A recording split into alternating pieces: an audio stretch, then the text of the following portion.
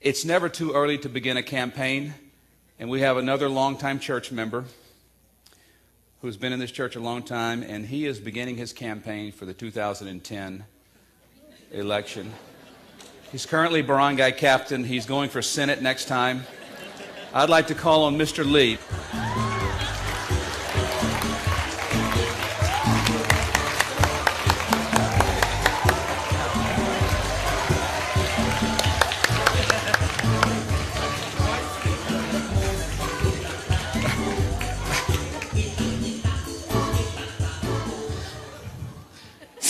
Good morning, everyone.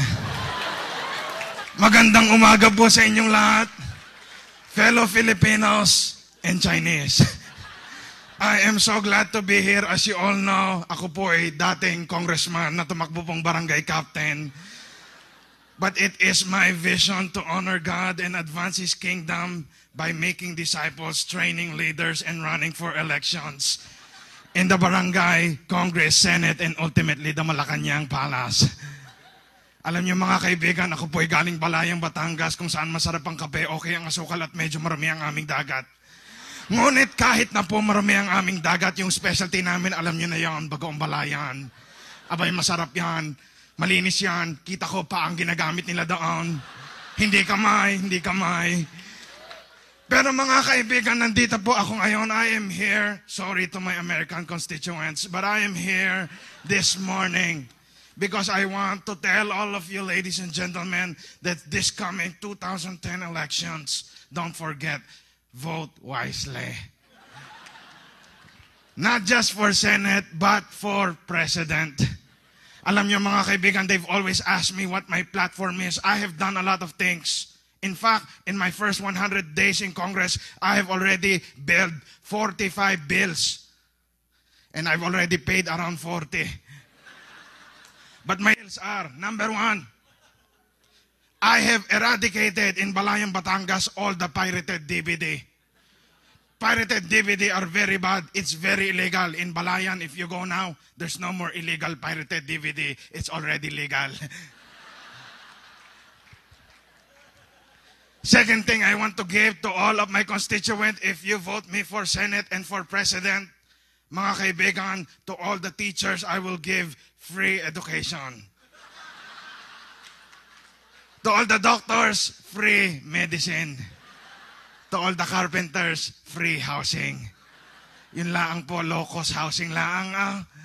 But ladies and gentlemen, even to the pastors, I give you free gift of eternal life. But ladies and gentlemen, you know, on my way here, I was feeling kind of lonely and distressed. In short, I was feeling very uncomfortable. But because I want to tell all of you, if you open my heart, you will see Jesus Christ playing basketball. Because He occupies the forward, point guard, and center position of my heart. Thank you very much. And just to endorse me, mga kaibigan, tinawag ko lang po from the team Genuine Unity. Ladies and gentlemen, let's all welcome none other than the former president himself, President Sherap. Palakpakan po natin si Sherap. Good morning.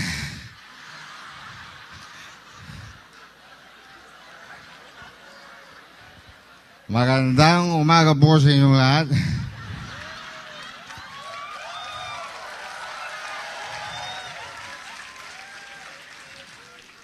Alam niyo po, gusto pong i-endorse tong si Congressman Wisely. I've known this guy for more than 10 years already.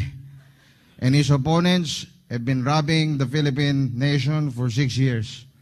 So I plead to you, give him a chance. But ladies and gentlemen, ito lang po ang gusto kong masabi. If you support him, we will give you 24 hours ample protection against carnappers, kidnappers, hold-uppers, and especially the hoodlums in uniform. Dahil tulad ng sinabi ko nung ako'y naupo bilang inyong presidente, huwag niyo kong subukan. Dahil sa akin, walang kamag-kamag-anak, walang kakapatid-kapatid, walang kaibigan-kaibigan, walang ka-victory-victory. And just for the spirit of unity, and before I end, let me call on none other than my good friend, my confidant, my best friend, President Gloria Macapagal Arroyo. Palakpakan po natin si President GMA who's here this morning. Good morning. Magandang umaga po sa inyong lahat.